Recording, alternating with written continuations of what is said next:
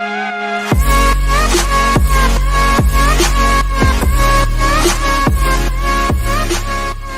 everybody, how's it going? It's Excelsior and welcome back to my channel. Today's video is going to be another military story time. I had a lot of great feedback and a lot of people that were really interested to hear more about the military and just kind of what that was like.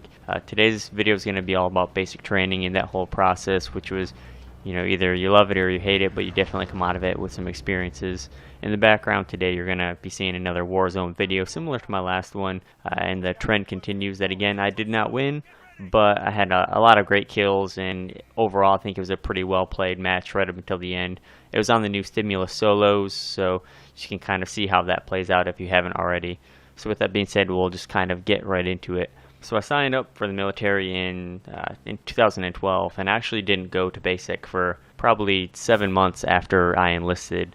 And that was because I was in a program called RSP, and I was trying to time in between my college semesters just so I wouldn't really miss out on my education, while also still being able to get everything done on time.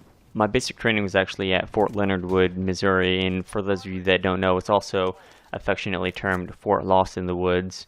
That's because there's really not a whole lot around it, and again, you're in Missouri, and if you listen to my first video, you'll understand that I don't have too high of expectations of that state, but to each their own. I was actually there for basic and AIT called OSA, one station unit training, but my basic training was 10 weeks total. And to just kind of set the scene, you basically load up on a bus from the airport that you fly in, you have your orders in hand, you get on the bus, and you just basically drive to the base. And I think it was probably about an hour from where we touched down to where the base was. And it was actually interesting because on the way over there, our bus broke down. So we were sitting there for another, 45 minutes or so in that bus, and then another one came, and we loaded on that one. So everything was really off to a great start. I was really excited. So when we actually get to Fort Leonard Wood, we disembark the bus, and immediately you're getting, hounded by the drill sergeants, and you don't really have anything except for your bag, and they file you into this little holding area. And the first thing that they do is they sit down and they tell everyone to pull out your phones, and you can make one call to whoever it is, your mom, your dad, your loved one, whoever. And they give you a very specific thing that you need to say. And I think of something along the lines of, I've arrived at Fort Leonard Wood, I'm safe, I'll be in touch with you in several weeks when we get our phones back for whatever the occasion was. And I made the mistake of saying I love you because I was talking to my mom, and that just set them off right there on the spot.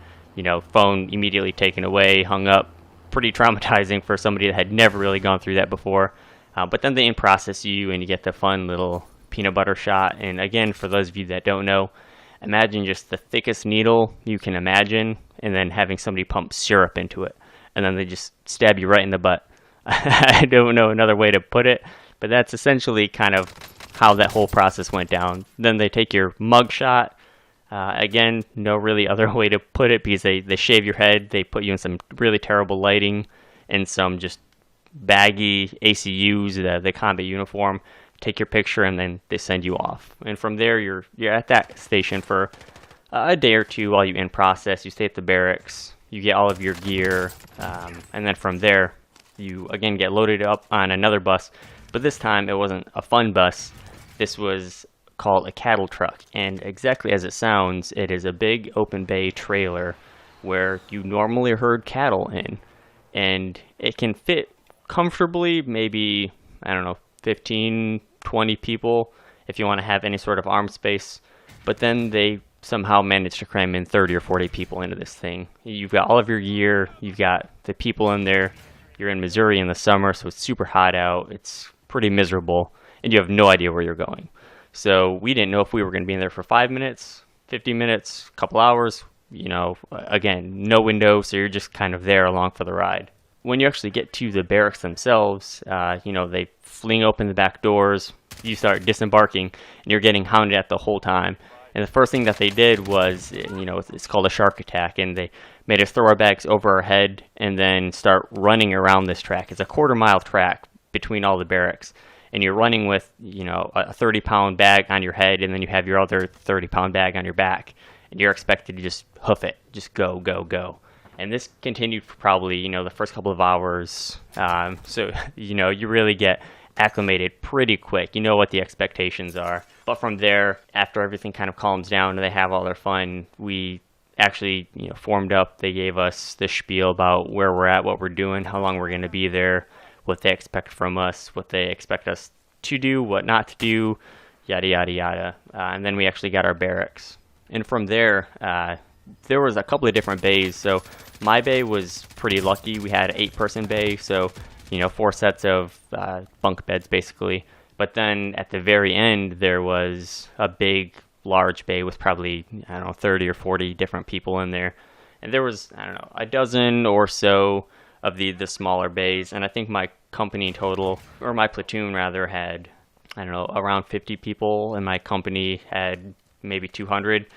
And again, recollection might be off because this is 8 years ago at this point, so don't hold me to the fire on that one. But how it worked is basically you get assigned to a squad and then into a platoon, and then that platoon is in a company. And we had, again, 4 platoons in the company, and each platoon had their own mottos and fighting song and all that stuff. So really rah rah, get your spirits up kind of thing. But for the first 2 weeks, we were in what's known as red phase, and that's where you basically just get smoked day in, day out. You live, eat, and breathe push-ups and sit-ups and pull-ups, and having them in your face telling you everything that you've done wrong.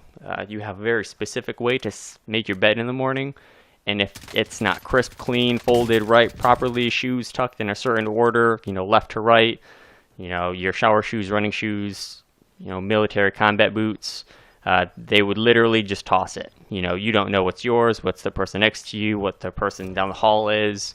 They had their fun. And what made it even better is, you would line up outside and then they would do all this, so nobody knows, whose room they're in. You just know in half an hour they're going to come out and you're going to have to clean up the mess. And during this phase, you also, when you actually go over to the chow hall to eat, you get maybe 2 or 3 minutes from the time that you actually sit down and get your food.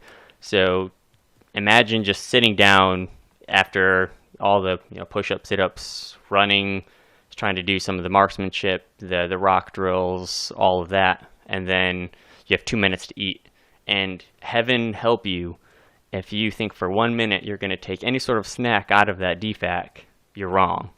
And when I say you're wrong, you're very wrong. People would get, it's called an Article 15, which basically is the civilian equivalent of, I don't want to say a misdemeanor, but you get the idea. It's a pretty big deal. You can get demoted, a lot of pay taken away, really not good times. But after the first couple of weeks, you enter into white phase, which is where they start to trust you a little bit more. You get a little bit more freedom. It's not really, not really freedom per se, I guess, but you get to feel a little bit more like a human being and not just, gum on the bottom of somebody's shoes. So you get to actually start kind of having a little bit of a decision on some things, very few things, but some things nonetheless. And then you actually get into more of the actual marksmanship and some of the more fun stuff going on land nav. I believe around that time, you also do your NBC, your nuclear, biological, chemical training. That may also be in red phase, but again, kind of hard to keep everything straight. But you actually start doing a lot more of the hua hua army stuff at that point. You actually get to do, live rounds training. You can do the, AT4 training. Most people just get to shoot a 9mm out of the AT4. One lucky guy actually got to shoot a real AT4, but, it's the Army and they don't have the budget to give everyone a rocket launcher to shoot. So, it is what it is. I actually saw a guy get headlocked and thrown to the ground because he decided to try to turn around with an AT4, which is, again, great times. Super intelligent people in the Army. Don't let anyone ever tell you otherwise. But from there, you actually, again, you start to get into more of the fun, high-speed kind of things. Sundays we had off to attend religious services if you so choose. If you didn't, then you were going to be cleaning up the barracks. So a lot of people found religion even if they weren't really religious. I'll just kind of lay it out that way. But towards the end of white phase, we actually got into blue phase, which is where you're preparing for graduation. You start handing in all of your gear, making sure it's nice and clean. You start doing your drill and ceremony for actually graduating and marching across the stage. and all of that really fun stuff.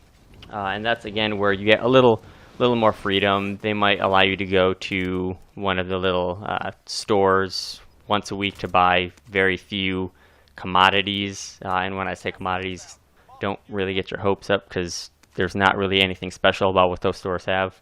But that's towards week, I don't know, 7, 8, 9, 10, 8, 9, 10, something like that.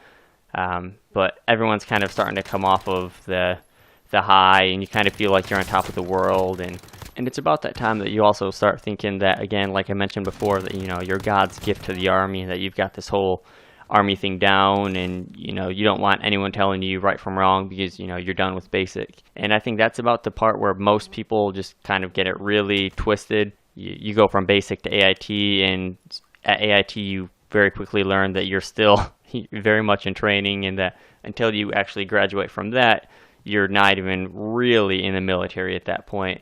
I say that, and some people might give me some flack for that, but that's just kind of my opinion on that. But again, from there, I went to AIT, which is another, I don't know, 8 weeks or 7 weeks or something like that for my MOS. And then from there, I was on my way out. So that really concludes a very high level of my basic experience. If you guys want to hear more about it, just let me know. Otherwise, if you guys want to hear other topics, let me know that again in the comment section below.